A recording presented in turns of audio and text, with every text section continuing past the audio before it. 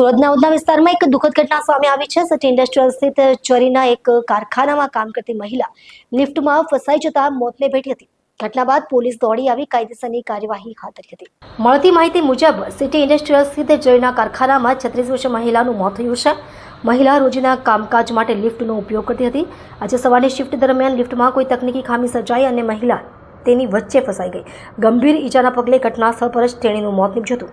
મહિલાના મોતની જાણ થતાં તાત્કાલિક ઉધના પોલીસ ઘટનાસ્થળે પહોંચી હતી અને તપાસ શરૂ કરી છે। કારખાનાની લિફ્ટની હાલત અને સુરક્ષા વ્યવસ્થાઓ અંગે પણ તપાસ હાથ ધરવામાં આવી રહી છે। હાલ મૃતદેહને પોસ્ટમોર્ટમ માટે સિવિલ હોસ્પિટલ ખસેડવામાં આવ્યો છે અને પરિવારજનોને જાણ કરી દેવામાં આવી છે। આ દુર્ઘટનાથી કામદારોમાં ભયનો માહોલ છવાઈ ગયો છે।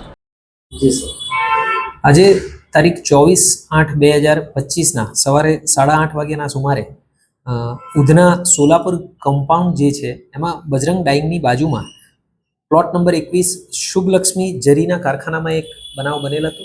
એમાં જે એક મહિલા છે પિંકી વિરેન્દ્ર પ્રસાદ કે જેમની ઉંમર આશરે 45 વર્ષ છે, આ મહિલા જરીના કારખાનામાં છેલ્લા 6-1 માસથી ત્યાં આગળ કામ કરી રહ્યા હતા।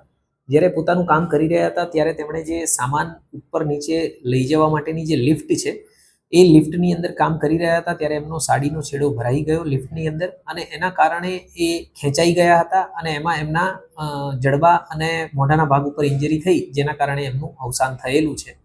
હાલ આ બાબતે આગળની એડી દાખલ કરી અને આગળની તપાસ ચાલુ છે।